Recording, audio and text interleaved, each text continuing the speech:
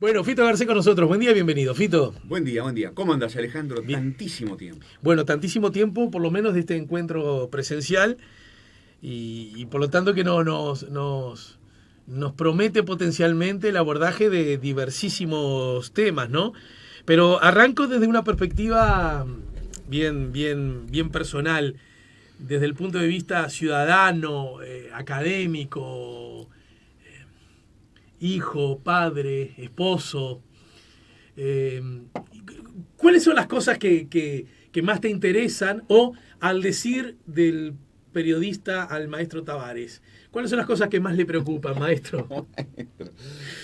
Che, sí, porque mira, en realidad, cuando me invitaste a venir, digo, che, hace tanto que no pienso en la coyuntura.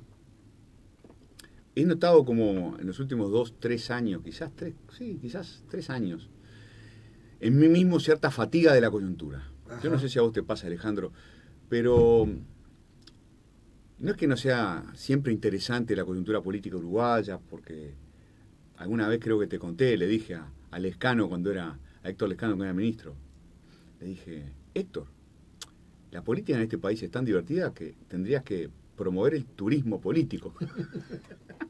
¿No? Es decir, no sé, traer gente de otros lados a ver cómo se hace política en este país porque es espectacular. Sí, sí. Y de verdad lo pienso. Ahora que decís eso, me acuerdo de vos mismo acá, ante una ocurrencia del ñato Fernández Huidobro. ¿Qué habré dicho? Vos dijiste, los politólogos del mundo deberían acá aprender política.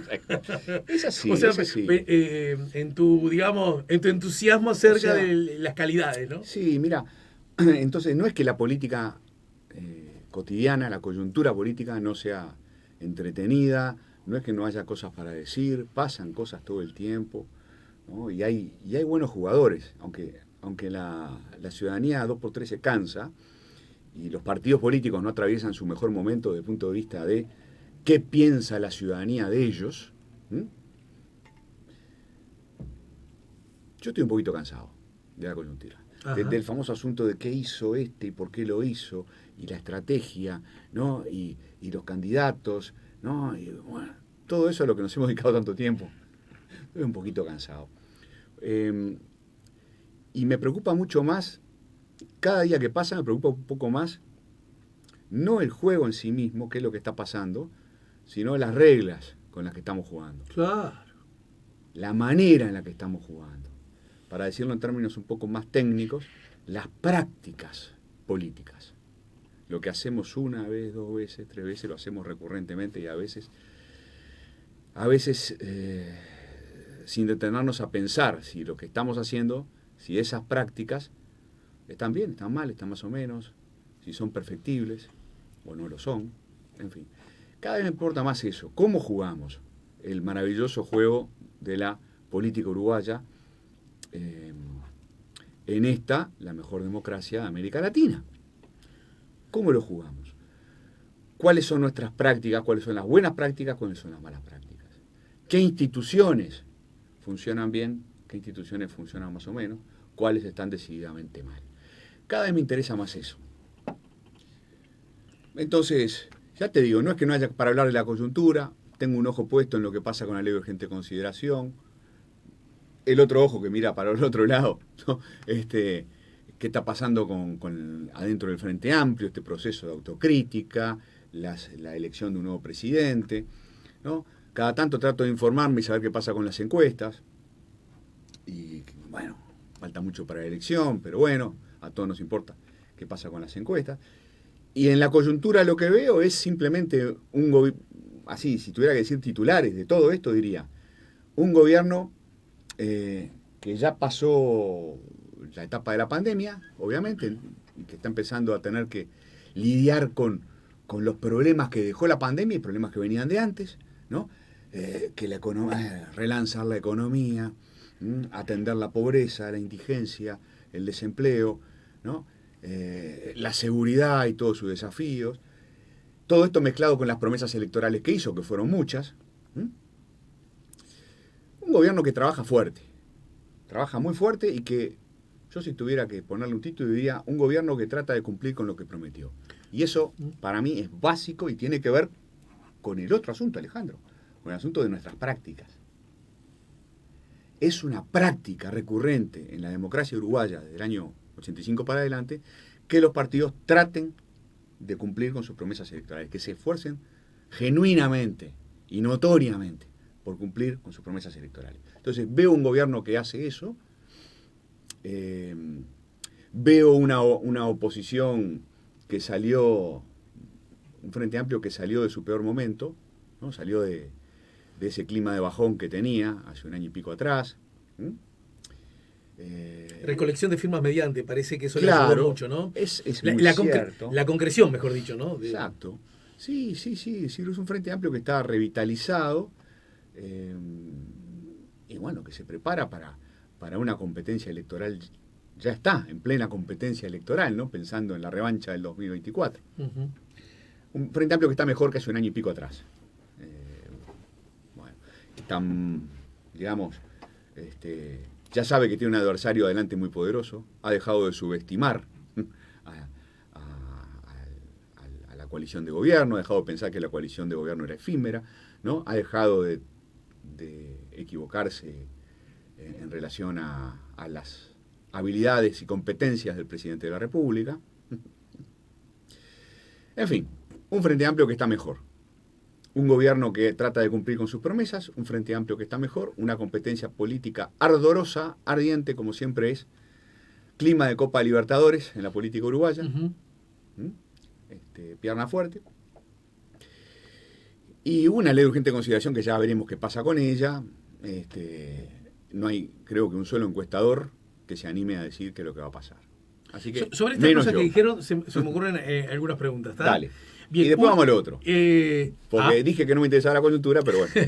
No, pero después vamos a lo otro. Quiero enlazarlo con eso, con la mirada más general, ¿verdad? Que vos de alguna manera sugeriste que debíamos tener en cuenta. Yo, probablemente por influencia de muchos de mis grandes amigos, entre los que estás vos y otros tantos de la ciencia política, yo tengo una obsesión con ese tema, ¿no? Claro. Es decir, las reglas del juego. Claro. ¿No es cierto? Y creo que ahí es donde los antropólogos tienen razón. Uno es más hijo de su tiempo que de sus padres. Uh-huh. Porque nosotros nos tocó vivir Exacto. la época donde las reglas del juego tuvieron su peor expresión. Justamente, porque no había juego, ¿verdad? La dictadura. Claro. Entonces, desde ese lugar me parece que estamos como... Yo siento que estamos quemados a fuego, más allá de si tuvimos mucha o poca tragedia personal acerca de Exacto. lo que le pasó a la ciudadanía. Pero trato... Hay una cosa a mí que te aseguro, y ojalá yo pueda transmitírsela también a los oyentes con claridad. A mí me parece, ya que hablabas de Copa Libertadores, que al igual que el fútbol, hay veces que cuando el equipo no está jugando bien, parte del público reclama que se juegue mejor, ¿no es cierto? Porque hay parte del público que tiene claro que si no se juega mejor, no se alcanza el objetivo. Sí. ¿Estamos de acuerdo? Sí. Entonces le dice, no, muchachos, seguramente un hincha, dice, no, muchachos, si vemos que se nos tranca mucho avanzando por este lado, no tengamos problema en retroceder unos metros, que la pelota vuelva a los defensas, incluso a los arqueros, que cada vez juegan mejor con el pie, y ver si y así una y otra vez, ¿no es cierto? ¿Verdad? Si querés un paradigma que por nuestra edad no estamos muy acostumbrados a eso, ¿no es cierto? Claro. Entonces, pero también sabemos, Fito, que parte de la tribuna, cuando lo que está pasando en la cancha no nos gusta, reclama que se ponga más huevo. Totalmente. La metáfora es perfecta. Bueno, perfecto. Gracias. ¿A qué voy? Cualquiera podría decir, si yo estoy dirigiendo al equipo, que entonces tengo que meter al Pelado Peña, a Silva Cantera, a los históricos. Sí, ahí está. ¿Por qué? Le va a preguntar un periodista en la conferencia de prensa. ¿Pero usted no escuchó cómo me lo pedía la gente? Claro. La pregunta que te hago es, se dice muchas veces, con razón, y tengo la convicción que muchas veces con demagogia, que los políticos en general, los gobernantes, la clase gobernante, que a veces está gobernando y a veces está en la oposición, ¿no? Claro. Pero que forma parte de lo mismo, Ahí ¿no? va. Tiene que hacer lo que la gente quiere. Y yo soy de los que digo, a veces sí, y a veces no.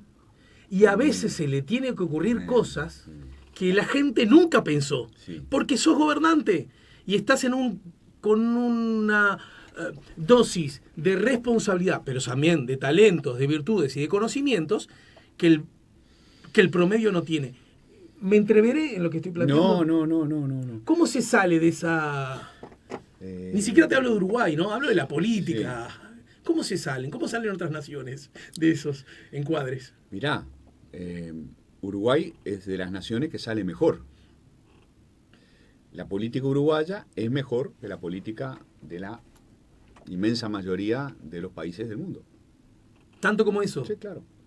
Lo mejor que tenemos nosotros, no sé. A ver, quizás yo lo digo así, ¿no? Lo mejor que tenemos es la política. Somos muy buenos haciendo política. Somos bastante buenos cuidando a la gente, construyendo bienestar. Y somos bastante regulares produciendo riqueza. En política le pongo 9 sobre 10 a Uruguay, ¿no? En justicia le pongo 7 sobre 10. En economía le pongo 5 sobre 10. Ajá. Esa es la historia del Uruguay para mí, ¿no? Entonces somos buenos en política y estamos todo el tiempo en este lío que vos proponés, ¿no? Analizar. Es decir, por un lado, gente preocupada por nuestras prácticas, por mejorarlas y por mejorar las instituciones, y por otro lado, gente más preocupada por el poder en sí mismo, por la lucha por el poder, más preocupada por ganar la pulseada, más preocupada por ganarle al adversario, ¿no? Y si es posible, darle la vuelta olímpica en la cara, ¿no?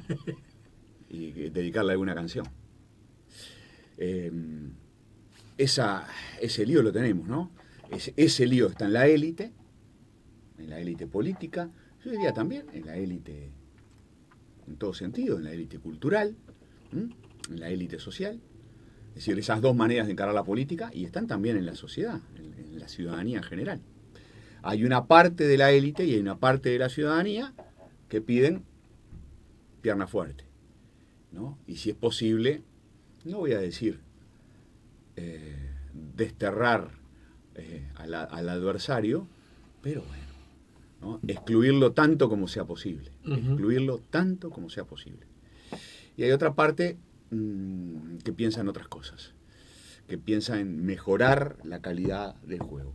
Una responsabilidad enorme, de, al menos así lo vivo yo, de los intelectuales de este país, de los académicos de este país, de los que nos dedicamos a los problemas políticos y sociales, es tratar de, con toda modestia, porque no somos los dueños de la verdad, con toda modestia, pero tratar de contribuir, mirá todas las palabras que pongo, tratar de contribuir a instalar la discusión sobre la calidad de nuestras prácticas y la calidad de nuestras instituciones, ¿no? Nuestro juego no es el juego del poder. Nosotros no jugamos al juego del poder. El juego del poder juegan los políticos. Nosotros no jugamos ese juego, ¿no? Entonces tenemos las manos más libres para decir, sí, desde la tribuna, a veces desde la cabina de transmisión. Para decir, en todo caso, claro. Está, desde una cabina de transmisión que ni siquiera está arriba, que está al nivel de la cancha, porque nosotros no miramos desde arriba. ¿Viste? No miramos desde arriba lo que pasa en la sociedad, no, somos parte de la sociedad. Estamos al nivel de la cancha. Bueno, esa es la fortaleza y fragilidad de las ciencias sociales en general, no somos más ¿no? que nadie, no somos más que nadie, somos diferentes, nada más. Nos interesan otras cosas. Nos interesa entender la política, tratar de explicársela a otra gente, y nos interesa, voy a hablar por mí, me interesa cada vez más, cómo estamos jugando. Unas veces ganan unos, otras veces ganan otros. La democracia consiste exacta y precisamente en eso, que unas veces ganen unos, que otras veces ganen otros, y en todo caso nosotros, desde nuestro lugar, en la polis, dentro de la polis, no extramuros, claro, sino intramuros, adentro de la polis, proponer discusiones y activar sistemas inmunológicos. A veces yo me siento que jugamos el papel de los famosos glóbulos blancos en el torrente sanguíneo, ¿no? El sistema inmunológico, somos parte del sistema inmunológico de las democracias, o deberíamos serlo. ¿Lo somos? Sobre este asunto, déjame no sé si lo voy a complejizar, porque quiero ir a esto, sobre las miradas de cómo funciona una sociedad y que necesariamente implica la dimensión política. Me parece que a veces pagan bien esas miradas un poco. Lo que yo te decía por un lado, ponga huevo, pensando que las cosas se ganan a huevo, ¿no? Claro. El otro día se insistía mucho de que, por ejemplo, que Uruguay había pegado pocas infracciones, y yo, que me calenté como el que más con la derrota, tuve la sensación que si Uruguay tuvo esa diferencia enorme con Argentina y no la pudo acortar, no era justamente con FAU que se debió haber acortado, ¿no? Pero bueno, porque entre otras cosas, esa etapa, la de creer que con patadas y huevos se gana, ya la viví y no fue horrible. Nos llenaban la canasta igual, solo que además nos echaban más jugadores, ¿no? Pero bueno, en fin, ¿a qué voy con esto? También surge la otra mirada, Fito, y es, bueno, que es una mirada que a mí me resulta potencialmente peligrosa. Y es algo así como advertir en el conflicto una mala noticia. Claro. Y yo abrazo la otra mirada, que es exactamente la contraria. El conflicto, la expresión política del mismo y la dilucidación con las herramientas que te da la democracia, no solo no está mal, sino es una señal de que las cosas andan bien. Bueno, sí. Yo agregaría, completamente de acuerdo, yo agregaría, el conflicto es inherente a la vida social. No hay vida social sin conflicto, porque nacimos el mismo año, nos queremos mucho y nos respetamos mucho, pero de repente, no sé, vos pensás cosas distintas a las que pienso yo, ¿no? La gente, los individuos, tenemos diferentes lugares en la sociedad, pensamos nuestros intereses de modos distintos, tenemos diferencias en el plano de las creencias, de los valores, de los principios, y sí, somos distintos. O sea, no hay sociedad sin conflicto. No hay sociedad sin conflicto. Déjame agregar intereses a veces también. Por eso, ¿no? pero yo dije, ¿cómo pensamos nuestros intereses? Porque los intereses, es toda una discusión en el mundo de las ciencias sociales si los intereses son objetivos o los intereses son una construcción social. Yo puedo ser obrero y sentir que mi patrón es mi enemigo. Verlo como mi enemigo. O puedo ser obrero y pensar que el patrón es mi aliado y que estamos en el mismo barco. El tema es cómo pensás tus intereses. Vos podés formar parte de una coalición y concluir que lo que te conviene es quedarte hasta el final. O formar parte de una coalición y pensar que lo que te conviene es irte en la mitad del periodo.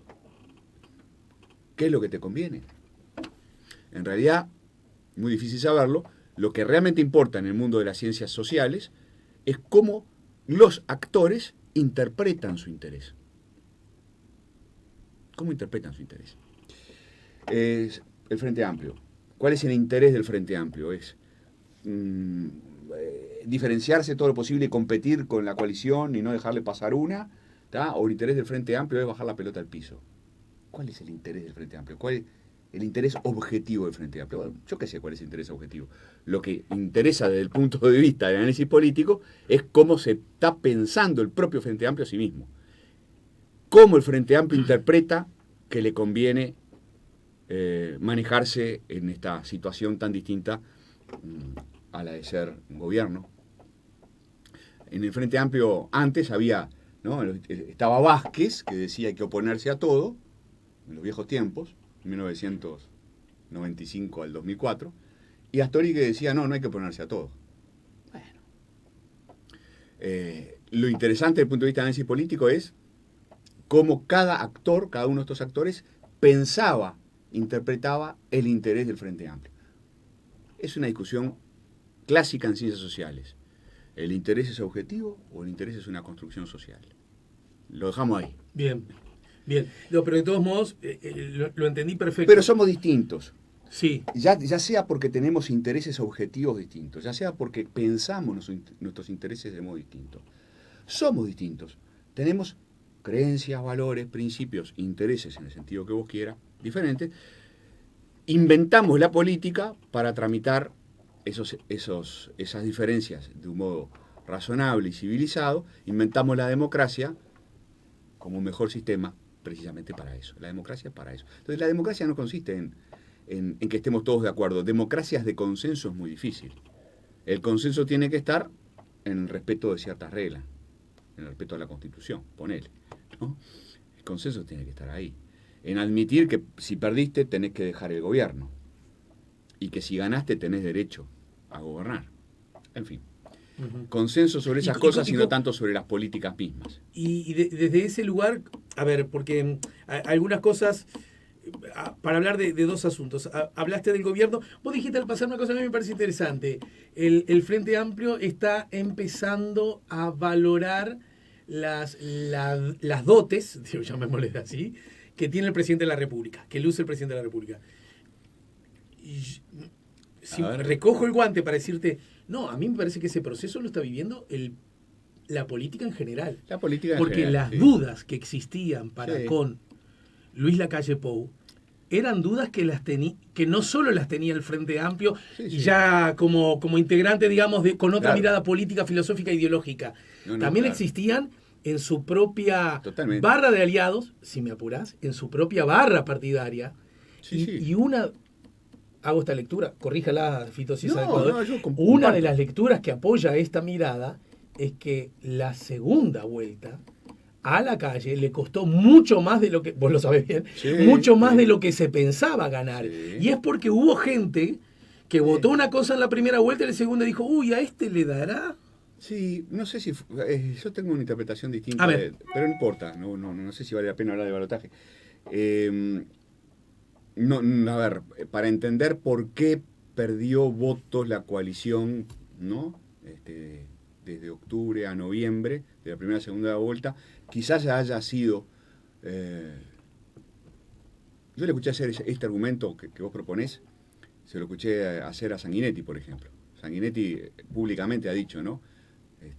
Bueno, en realidad hubo mucha gente que desconfió de Lacalle Pou a último momento, y por eso se perdieron votos entre octubre y noviembre. Yo creo que el factor cabildo fue mucho más importante. Y creo que la movilización de los activistas frente amplistas, Está bien. instalando no tanto la duda sobre Lacalle Pou, creo, pero instalando sí la duda sobre cabildo. Ajá. Digamos, el lobo en el gallinero, una cosa así. Sí, la duda sobre cabildo, sobre sus lealtades democráticas, sobre esto, sobre el otro, todas dudas que podían tener sustento. Entiendo. Sí. En fin. De todas maneras, hay algunos análisis, solo para jugar, sí. hay algunos análisis que darían cuenta de que votantes de Cabildo Por eso, no sí. votaron a Lacalle. Sí. O sea, ese votante de Cabildo en realidad no tenía dudas para con Cabildo. Me parece que tenía dudas para con Lacalle. Pero igual, esto no hay forma de comprobarlo. Pero sí podemos coincidir que Lacalle, ¿sabés qué a mí me parece? Yo no sé si lo he escuchado a alguien más. Puede ser. Me parece que con Lacalle Pou ocurre un fenómeno en alguna medida parecida con Tabaré Vázquez. Quiero decir, Sí, claro. había unas legítimas dudas previas Claro. que, por lo menos, bueno, en el caso de Vázquez lo Sí. demostró en un periodo claramente con aptitudes, y Lacalle desde ese punto de vista me parece que está demostrando cosas similares, ¿no es cierto? Sí. Uña para guitarrero, ¿no? Exacto, no, eso ni que hablar. Sobre el tema para retrucarte lo de Cabildo, creo que lo que puede haber pasado es personas que votaron a Cabildo en su momento, en octubre, durante el mes de noviembre fueron, ¿no? Fueron persuadidas, no tanto de que, creo yo, de que Lacalle en sí mismo podía ser un mal jefe de gobierno o un mal jefe de Estado, sino fueron persuadidas de que estaban cometiendo un error porque que estaban votando contra sus propios intereses. Porque el gobierno que encabezaría Lacalle Pou, ¿no? Iba a meterles las manos en el bolsillo, ¿no? Les iban a sacar beneficios sociales o En fin, ¿no? Creo que en realidad, creo que, y ahí jugaron un papel, me parece muy importante, los militantes frente amplistas. No tanto, el discurso no fue tanto, che, ustedes votantes de Cabildo, tengan cuidado, miren que Lacalle Pou es una persona extraordinariamente inexperta. ¿Ah? No, el problema era otro. Miren que ese gobierno que se viene va a gobernar contra los intereses de ustedes. Creo que ese fue el discurso que hizo, que movió votos durante el mes de noviembre. Bien. ¿No? Igual esta es una discusión interesante. Y me parece que una discusión eterna porque no se puede saldar. Porque no se puede saldar mucho. Pero sí podemos coincidir ambos que Lacalle Pou está jugando en la cancha, se puede decir, en líneas generales, mejor de lo que el promedio creía. Totalmente. ¿Hasta ahí vamos? Totalmente. Pero cuando digo mejor que el promedio, incluyo a sus socios de la coalición. Sin duda, sin duda. Digamos, el paralelismo con Vázquez funciona perfectamente. Y acá abro otro paréntesis más. Ese paralelismo con Vázquez funciona muy bien, así como funciona muy bien un paralelismo más general, que es el que podemos establecer entre el primer gobierno del Frente Amplio y este gobierno de coalición. Hay puntos de contacto para mí bastante obvios entre los dos. Claro, con ideologías distintas y con programas de gobierno distintos, con énfasis diferentes, con bases sociales incluso diferentes. Pero bueno, aquel primer gobierno del Frente Amplio tuvo un presidente que fue un buen jefe de gobierno y que sorprendió, que estuvo por encima de las expectativas. Lo mismo pasa ahora. Aquel fue un gobierno que procuró mover el statu quo, y vaya si lo movió. Este es un gobierno que está moviendo el statu quo también. Aquel fue un gobierno que tuvo una mayoría parlamentaria fuerte y yo diría muy, muy disciplinada. Este es un gobierno que tiene una mayoría parlamentaria fuerte y muy disciplinada. Había muchas dudas en aquel gobierno acerca de si Astori y Vázquez iban a entender, ¿no? Sí. Y había mucha gente que decía, no, Astori dura 6 meses. Después van a mandar los comunistas o yo qué sé quién, ¿está? O Mujica. Y bueno, y no pasó así. Astori, Vázquez y Mujica se pusieron los tres agarrados de la mano y bueno, compitieron, pero sobre todo cooperaron. Lo mismo está pasando ahora. Todas las especulaciones acerca de la fragilidad de la coalición están siendo desmentidas por los hechos. Hay una coalición sólida que tiene tensiones internas como las tuvo el primer gobierno del Frente Amplio, o todos los gobiernos del Frente Amplio, o todos los gobiernos de toda la historia del Uruguay. Vayamos a una breve pausa, porque una cosa que y seguimos hablando de la coyuntura. Que he aprendido con ustedes tiene que ver con... No, bueno, no necesariamente. Justamente quiero apelar a eso ahora. En política, lo que funciona para que algo ocurra y uno espere del otro cierta conducta, tiene que ver con los intereses y los incentivos, ¿no es cierto? Las cosas que podés ganar y las cosas que podés perder, ¿verdad? Acá me parece interesante porque cuando hablamos del gobierno de la República, me parece que genuinamente se puede plantear esta pregunta. Del gobierno, desde la perspectiva ejecutiva, donde el presidente de la República está jugando un rol muy subrayado, y donde parece que los socios, en el mejor de los casos, no hacen olas. Lo tiro de gusto en esos dos extremos, porque seguramente debe haber algo que anda por el medio, ¿no? ¿Qué puede esperar uno? Porque está bien, vos decís las especulaciones, pero las especulaciones eran sensatas, porque son socios, pero también son competidores. Siguen siendo competidores, ¿no? Cabildo Abierto es una cosa, el Partido Colorado es una cosa, claro. El Partido Nacional es otra cosa. Y agrego, dentro del Partido Nacional no es todo lo mismo. No es casualidad que fueron 3 senadores de lo que podríamos llamar el espacio wilsonista lo que dijeron, esto de colonización no lo votamos, ¿no? Claro. Me parece que es fácil leer que algo quiere decir. Claro. Eso por un lado. Y después la otra es el Frente Amplio.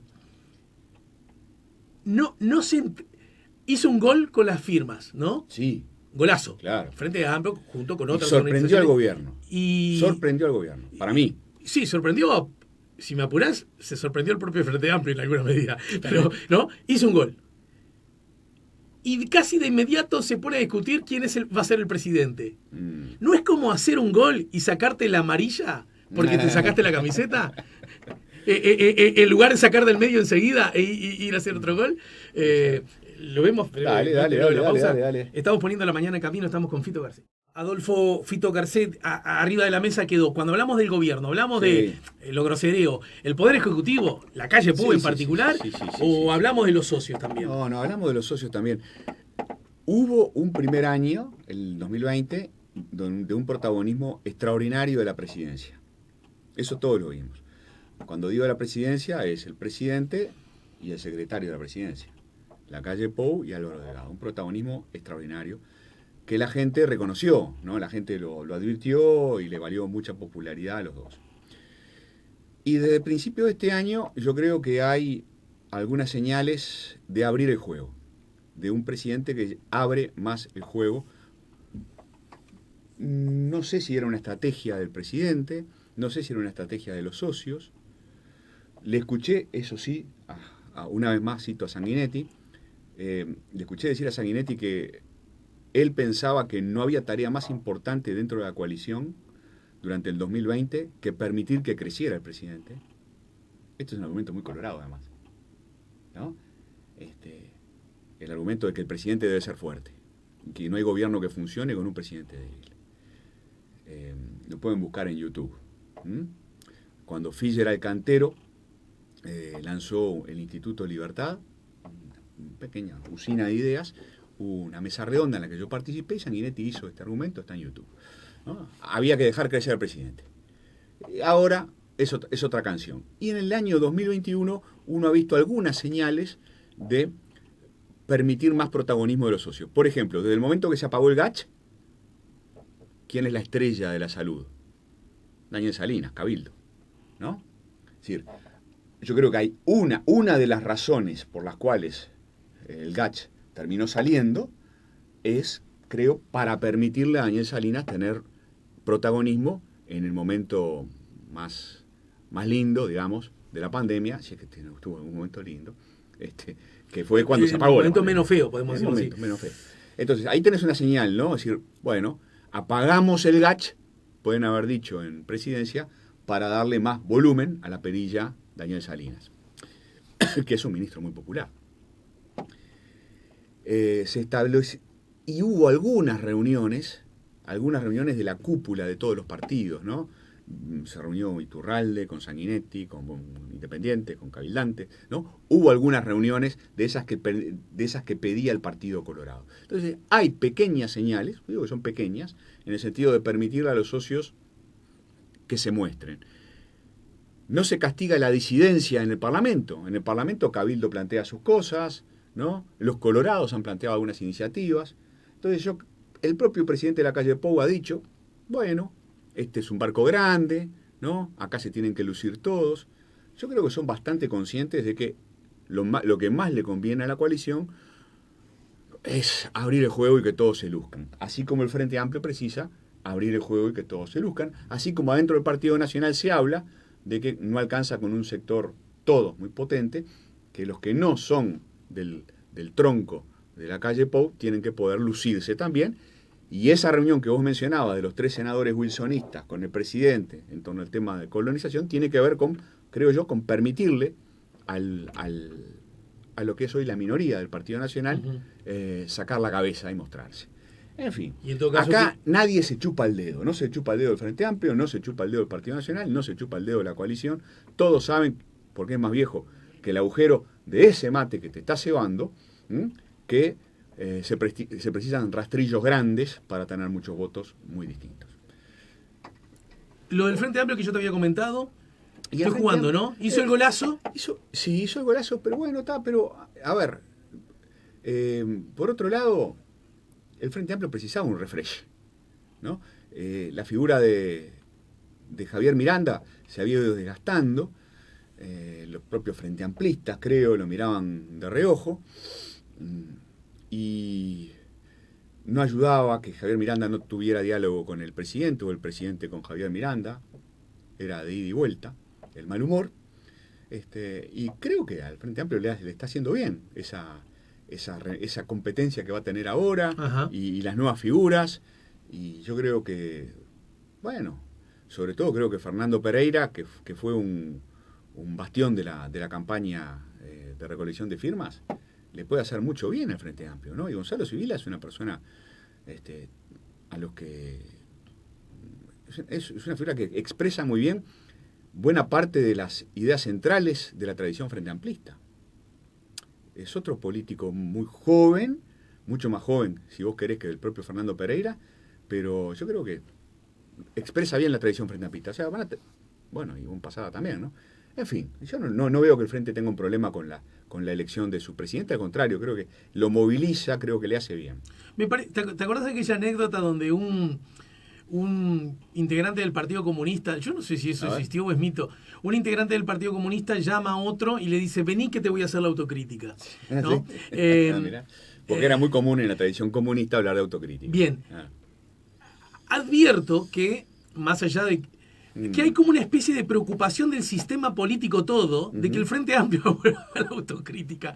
Y yo digo, pero eso no debería ser asunto del Frente Amplio. Claro, ni que hablar. Que si el Frente Amplio no lo hace, en todo caso, los Frente Amplistas se lo cobrarán o se lo agradecerán. No. Estoy de acuerdo contigo. ¿Por qué simplemente sobre ese tema, y fíjate vos qué difícil que es hablar de las reglas de juego, ¿no? Y qué horrible cómo estamos incumpliendo vos y yo una promesa electoral que hicimos en este programa.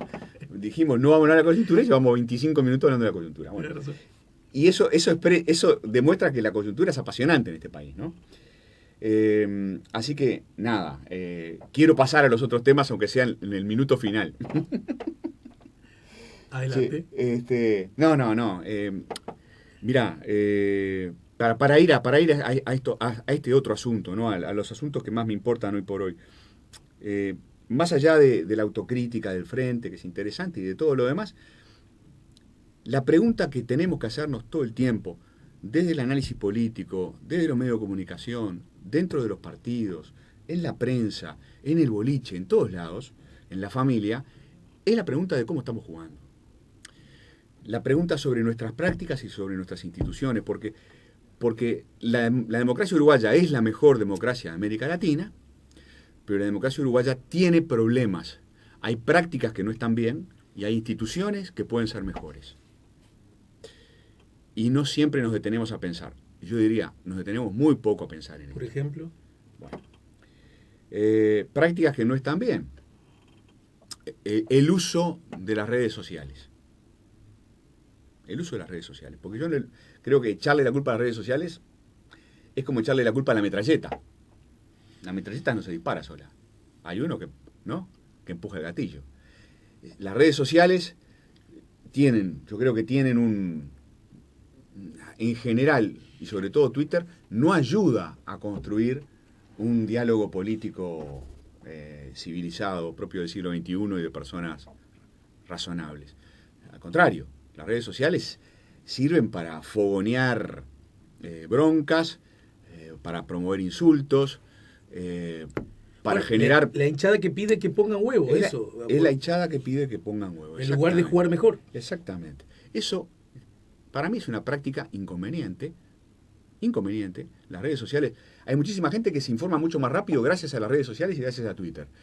Ahora, deberíamos discutir si no podemos usar Twitter mejor. ¿Por qué no usamos Twitter mejor? La culpa no la tiene Twitter. En todo caso, de las cosas espantosas que se dicen en Twitter, la responsabilidad es de quienes las escriben, es de quienes tuitean, es de quienes insultan, es de quienes mienten, es de quienes desinforman, y hay que discutirlo. Tenemos que discutirlo como sociedad, como comunidad de práctica democrática, como diría Manolo Adler. Tenemos que discutir si no podemos usar las redes sociales para informarnos, para deliberar y para entendernos, sosteniendo nuestras diferencias, conservando nuestras identidades, pero de otra manera. Ahí tenés una práctica inconveniente sobre la que hay que trabajar mucho, Otro asunto que a mí me preocupa, bueno, que también tiene que ver más con prácticas que con instituciones. ¿Eso salpica para todos lados? Para todos lados, horrible, para todos lados. Y lo vemos como naturalizado, en cierto modo, ¿no? Qué divertido, qué ingenioso. Soy ingenioso, voy a insultar, soy ingenioso. Voy a insultar en Twitter, qué tipo ingenioso que soy, o qué tipo ingeniosa que soy. Ja, ja, ja. Qué divertido. ¿No? Y entonces la barra me aplaude. ¿No? La barra que pide pongan huevos me aplaude, me gano unos aplausos en esa barra. Bueno, no ayuda, no sirve para nada, no construye nada. ¿Tá? Salvo pequeñas popularidades en grupos reducidos. Te volvés popular en un grupo reducido, capaz que de fanáticos. No ayuda. Sí, no reducido ayuda. y tosco, ¿no? No ayuda para nada, hay que discutirlo. ¿No? Otra cosa que yo he dicho muchas veces públicamente y lo he escrito, y yo sé que este argumento, digamos, en una parte del elenco político cae mal, pero lo digo con toda sinceridad y con toda serenidad. El uso del mecanismo de urgente consideración debe ser discutido en este país. Debemos discutir. Lo dijiste en su momento, yo lo recuerdo perfectamente. Lo dije durante todo el año 2020, lo escribí varias veces, lo he vuelto a decir y ahora lo digo nuevamente. Tenemos que conversar entre nosotros, ¿no? Quienes integramos la polis, los que estamos intramuros, tenemos que conversar si el mecanismo de urgente consideración lo vamos a seguir usando de la manera en que lo usó el actual gobierno. Yo tengo una velita prendida en casa que expresa el deseo de que esta forma de usar el mecanismo de urgente consideración no se constituya en una práctica, sea una excepción y no se convierta en la regla. Yo creo que no nos hace bien como comunidad de práctica democrática, no nos hace bien seguir transitando ese camino. Fito, y sin lugar de prender velas, que está bien. Hay que prender. ¿Y si lo sacamos? Bueno, ¿Y si maduramos todo y decimos, está? Una posibilidad, bueno, mira, yo mismo digo, yo lo dije el año pasado, digo, empiezo a juntar firmas para derogar, creo que es el inciso 8 del artículo, ya ni me acuerdo cuál es, ¿tá? Pero el artículo que le permite al presidente declarar de urgente consideración un proyecto de ley. Podemos hacer una reforma constitucional para sacar ese inciso. Para mí fue un andador que precisábamos hace 50, 60 años, que ahora ya no precisamos más. Es una herencia de la ingobernabilidad de los tiempos de colegiado. Estamos hablando hace medio siglo. Hace rato que no hay ingobernabilidad en este país. Claro. Ya no precisamos eso, creo yo, y nos hace mal, agrieta el debate público, nos confronta innecesariamente. La oposición frente amplista se sintió agraviada por la manera en que se usó el mecanismo de urgente consideración, se sintió atropellada. Y esto se lo escuché decir a la calle Herrera hace tiempo atrás, y es una frase muy buena, que en realidad es hija de Aristóteles: cada excluido es un enemigo. Cada vez que alguien se siente excluido, cada vez que alguien se siente excluido y por tanto agraviado, se transforma en un enemigo. Y no precisamos construir enemigos. Justo lo que no precisamos. ¿Tá? Entonces yo creo que esa es una discusión que hay que dar. La discusión sobre cómo se financia la política. Hace tiempo, viene de la legislatura pasada, hubo un proyecto de ley, no se aprobó. Ahora se sigue discutiendo en el Parlamento cómo mejorar, cómo transparentar el vínculo entre dinero y política. Bueno, para volver a las metáforas futbolísticas, hay que calzarla de volea y meterla en un ángulo. Ya está, no podemos discutir eternamente, ¿no?, sobre cómo mejorar el financiamiento de los partidos y transparentarlo, ¿no? Hay que patear al arco. Y no entres en detalles, pero ¿las responsabilidades son iguales en el sistema político acerca de por qué aún no hemos pateado el arco? No soy un experto, la verdad no soy un experto en el tema.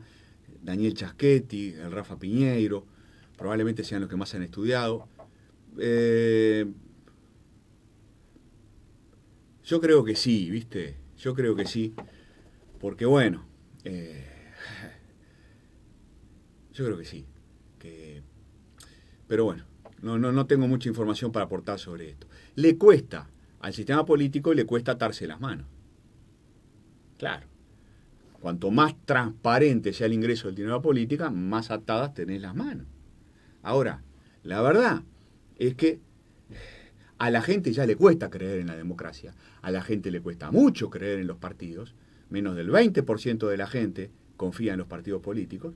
Entonces, bueno, cuantas más señales den los partidos de transparencia, menos impopulares serán y menos desconfianza generarán. Es muy importante hacer eso. Cosas que hay que cambiar. El segundo nivel de gobierno. Igual, el problema de las manos atadas es problema cuando las tenés vos solo atadas, jugando con la imagen. Claro. Si todos la tienen atadas, ya deja de ser problema. Claro que sí, claro que sí. Así que no habría que temerle tanto. El sistema tanto. político se ató las manos, por ejemplo, hace 20 y pico de años, cuando reformó las jubilaciones. ¿Ah? Las jubilaciones eran, en los viejos tiempos, de 30 años atrás, eran un mecanismo perfecto de clientelismo. ¿Tá? Y el sistema político dijo, nos vamos a atar las manos, vamos a evitar hacer clientelismo con las jubilaciones, ¿no? Y entonces instauraron una reforma de la seguridad social que creó la historia laboral. Entonces ya dejó de haber tanta discrecionalidad como había, y los políticos conscientemente se ataron las manos, como se ataron las manos cuando dijeron, va a haber un solo candidato por partido. Ahí también se generaron un problema, porque es más difícil tener un solo candidato y achicarse el rastrillo. Pero lo hicieron conscientemente pensando en que la legislación electoral anterior lo que hacía era favorecer demasiado la fraccionalización de los partidos. Es decir, en nombre de un bien superior, la gobernabilidad, dijeron un solo candidato por partido. A veces se atan las manos, porque los partidos y los líderes son actores inteligentes con capacidad para aprender a partir de su propia experiencia. Y aunque no sean pedidos del público y de la tribuna, a eso claro, voy. por supuesto. No siempre los políticos tienen que hacer lo que la gente pide. No. Segundo nivel de gobierno, ¿no? La estructura del segundo nivel de gobierno, la estructura de las intendencias. Hay que discutirla. Los intendentes suelen ser excelentes personas y excelentes vecinos, con las manos, hablando de manos, con las manos demasiado libres. A nadie, no ayuda a nadie tener las manos demasiado libres, ¿no? Los sistemas de control sobre la gestión departamental tienen que ser mucho más estrictos. La participación de la mujer en la política es otra cosa sobre la que se ha avanzado y sigue siendo problemática, ¿no? El nivel de participación de las mujeres en la política y en los altos cargos sigue siendo muy bajo en términos comparados. Tenemos que seguir discutiendo, ¿no? Hay mujeres, ahora mismo en el Parlamento hay 2 proyectos que proponen la paridad. Uno lo presentó una diputada colorado, otro una senadora del Partido Nacional. Y en la academia, mis colegas, como Nicky Johnson, hablan de paridad, necesidad de listas paritarias. Hay que discutirlo. En fin, la verdad es que cada día que pasa, aunque sigo la coyuntura, me interesa la coyuntura, me importa mucho más esto, porque vos y yo pertenecemos a la generación del 83, más o menos. ¿Tá? La generación del 83 está absolutamente obsesionada por la democracia, y yo quisiera que cuando vos dejes de hacer periodismo y yo deje de hacer análisis político, las instituciones y las prácticas de este país sean mejores de las que son. Creo que como generación tenemos esa responsabilidad. La responsabilidad de irnos del debate público, habiendo contribuido, habiendo puesto un pequeño granito de arena para que las instituciones y las prácticas democráticas sean un poco mejores en la mejor democracia de América Latina. Muy bien, Fito, muchas gracias. En todo caso, recordemos que cuando nacimos, no literalmente, pero también podría aplicar, ¿no? El Uruguay resolvía las cosas mucho peor que como las resuelve ahora, ¿no? Totalmente. Quiero decir, mínimo, pero algún aporte seguramente hemos hecho, ¿no? Ni que hablar. Pero aún queda mucho por realizar también, es cierto. Sí, se aprendió mucho del desastre, del trauma de la dictadura. Todos aprendimos mucho, ciudadanos y líderes políticos, e intelectuales también. Ahora, lo peor que nos puede pasar es creernos que no tenemos nada más por aprender. Claro. Porque el conformismo nos mató. En la década del 50 nos creíamos lo más lindo y lo más bueno, y 20 años después teníamos dictadura. A Testoni, yo siempre te conté, al gran Testoni, el fotógrafo de Maracaná, lo entrevisté poco antes que muriese, y le pregunté, imagínate, todavía no había surgido este proceso Tavares al que nos hemos acostumbrado a ir a los mundiales siempre, no es nuestro caso, ¿verdad? Claro, por supuesto. Y además, a pasar la primera serie y a pasar la segunda y andas a ver si un poquito más, ¿no estamos de acuerdo? Después, si Brasil o Argentina es otra historia, pero estoy hablando de... Claro. Entonces yo le dije a Testoni, pero dígame, Testoni, siempre futbolero, le dije, pero ¿cómo era posible que Uruguay pudo haber sido el campeón del mundo? ¿Y sabes lo que me dijo Testoni? ¿Sabe lo que pasa, mijo? éramos campeones del mundo en todo. Sí, sí. Sí, claro. Entonces, claro. Sí, claro. Pero creerse que Claro. esos campeones, que a lo mejor lo éramos, Sí. nos provocó de pronto algún daño, ¿no? El conformismo es terrible. Por eso yo soy un gran hincha del legado de la famosa conciencia crítica. Claro. ¿Ah? La conciencia crítica, la generación del 45, Carlos Quijano, todos esos, en sus excesos o con sus excesos, hicieron sonar la alarma. De pronto eso de Hicieron no dejar sonar la pasar una alarma. es exagerado. Pero no tenés que dejar pasar todas, macho. No, y hay que mantener prendida la llama de esa, la llama del aprendizaje. Que la democracia uruguaya sea una máquina de aprender de sus propios errores. Bien, gracias, Fito. La seguimos más temprano que tarde, ¿eh? ¿Cómo no? Gracias por la paciencia. Vamos arriba.